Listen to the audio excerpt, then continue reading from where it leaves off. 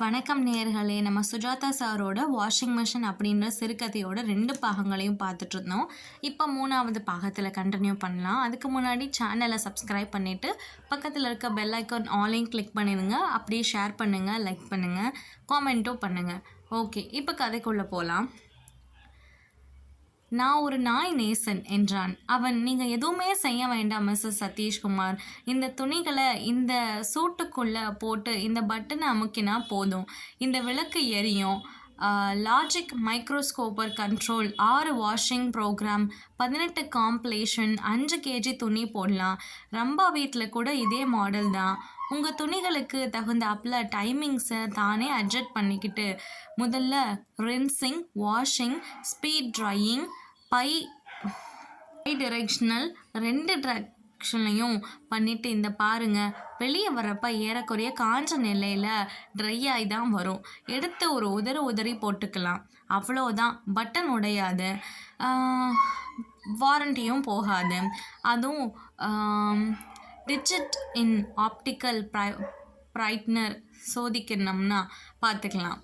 என்ன விலை? 15,000. கூட ஒரு வால் கிளாக் இலவசமாக தரும். சாவித்ரி அந்த விந்த இயந்திரத்தை அவன் இயக்க ஆர்வத்துடன் பார்த்தாள்.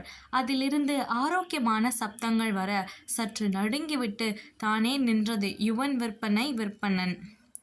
தன் டையை தோளில் போட்டுக்கொண்டு முக்கால்வாசி உலர்ந்த பளிச்சென்ற துணிகளை வெளியே எடுக்க சாவித்திரிக்கு ஹைடெக் யுகத்தில் பிரவேசிப்பதில் பெருமையாக இருந்தது. சாயங்காலம் சதீஷ் அலுவலகத்திலிருந்து வர தாமதமாகிவிட்டது. அதற்குள் சாவித்ரி வாஷிங் மிஷினை பழகிவிட்டாள்.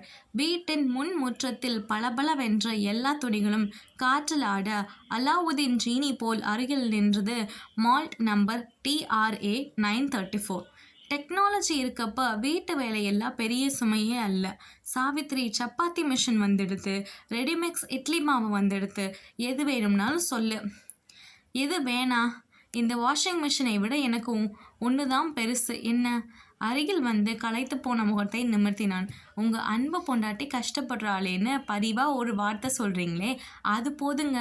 8 ஊருக்கு உழைப்பேன். அன்புக்கு என்ன சாவித்ரி? நமக்கு எத்தனை வருஷம் ஆச்சு கல்யாணி? தை வந்தால் 15.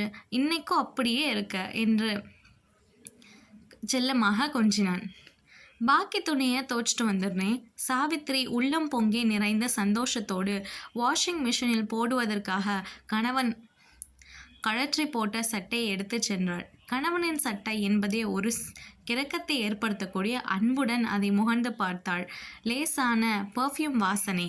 நம் வீட்டில் இந்த வாசனை கிடையாதே. வாசனையை முகர்ந்து பார்த்துட்டு அப்படியே யோசிச்சுட்டு இருக்கிறாங்க சாவித்ரி. இதோட இந்த கதையை ரைட்டர் சுஜாதா சார் அப்படியே அப்ரப்டாக எண்ட் பண்ணிட்டாரு. இதோட முடிவு என்னவா இருக்கும் அப்படின்னு நீங்களே கெஸ் பண்ணிக்கோங்க. இதோட இந்த சிறுகதை முடிஞ்சது. இது மாதிரி நிறைய சிறுகதைகள் உங்களுக்கு வேணும்னா நம்ம சேனலில் தொடர்ந்து வாட்ச் பண்ணுங்கள். மறக்காமல் சப்ஸ்கிரைபும் பண்ணி வச்சுக்கோங்க.